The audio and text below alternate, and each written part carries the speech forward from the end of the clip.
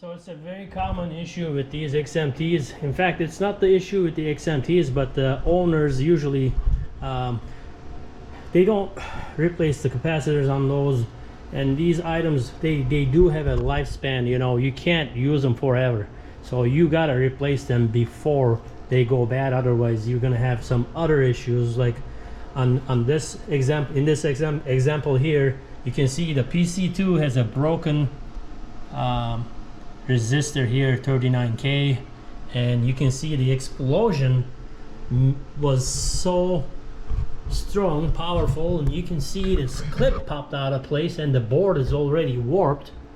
The board may be still okay. I think it's gonna be okay. I've seen these boards warped but still be okay. Main problem with these explosions, of course, you know, these behind this PC2 board we have mod 1 and mod 2.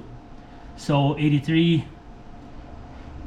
HEC 125 T1 and 83 HEC EC 125 T1, which is mod 1 and mod 2. You can see here the skip 83 HEC and 83 EC down here. If those go bad, I mean it's bad. Then you're out of luck because they don't make them anymore. They don't make them anymore, and I don't know anyone who fixes them. I've been working on them, trying to come up with a solution how to repair these. They are a pain in the butt to. I have a few trials that ended up being unsuccessful, but I haven't given up yet, so I will update you guys if I have a solution or how to fix, if I find a way how to properly fix these mods, which are, so what's behind is basically these mods right here. You can see when a mod goes bad, you'll have smoke coming out of it.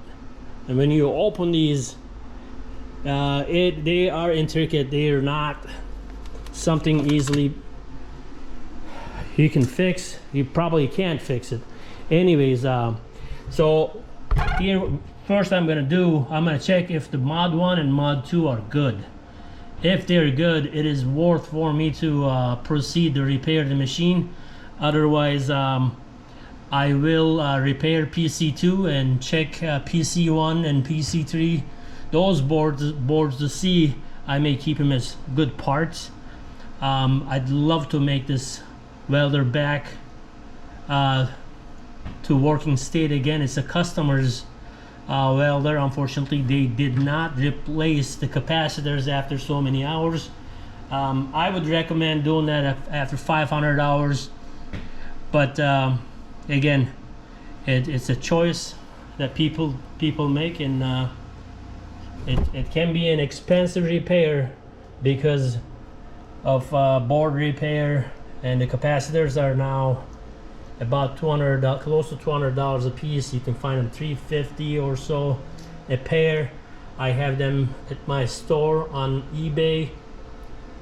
Denali welds for $125 a piece, delivered to your door. So you can find them there. I also repair these boards. If you need help with some boards or diagnosing Dynasties, Pipeworks, XMT350s, basically Miller welders, suitcases, just send me a note. I'll see what I can do for you guys. So I'm gonna proceed with the tests. I'm not gonna show these because I don't want to be liable for anything. If you are doing this at home by yourself, at least do yourself a favor. Unplug the cord and put it in front of you, so it's 100% that the machine is unplugged, right? There's no second chances on these machines.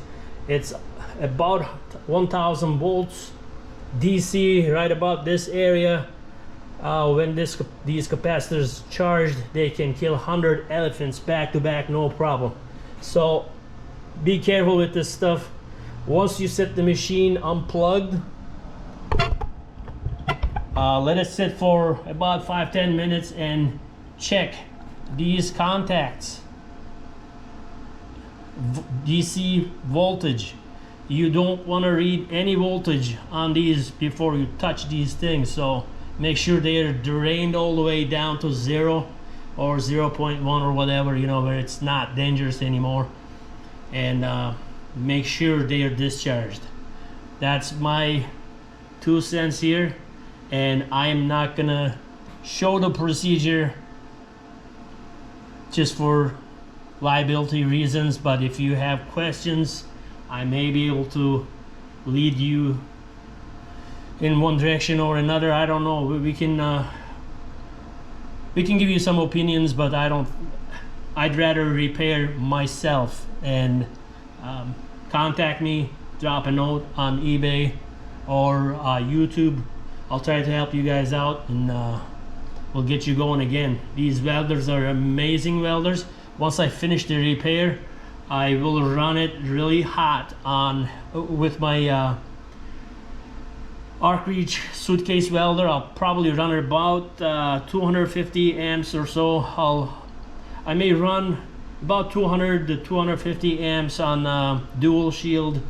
I don't have 9010 gas here, so I can't do a spray transfer. I love that too, but unfortunately I don't have a tank here in my garage. I have that in the shop, but so we'll do a test run. We'll show you guys how good these welders work together. Even though this XMT350 is not a arc reach model, it'll work with this suitcase. The only problem is going to be, you know, you're going to be setting your voltage in the front of the machine here, right up here, and you will do your wire speed on your suitcase. If I was using this suitcase with this guy here, which is an arc reach, then I could be 100 feet, 200 feet away from this power head and do my adjustments right here on the suitcase, 10-15 feet away from my workpiece. So arc reach is such a great situation for us welders, but they come with a price tag, and if you can't afford it right away, you don't have to. You can get one of these XMT350s about $2,000 to $2,500 and start welding and making money. So I'm gonna take a break here now, and I'm gonna go start diagnosing this XMT350 right here, and we'll go from there. I'll update you guys. Oh my god, look at that. That even popped that back nut. It is melted. Can you believe that? Look at that. The threads are gone. This was a violent explosion. I'm sure the guy wetted his pants. So alright guys, talk to you soon.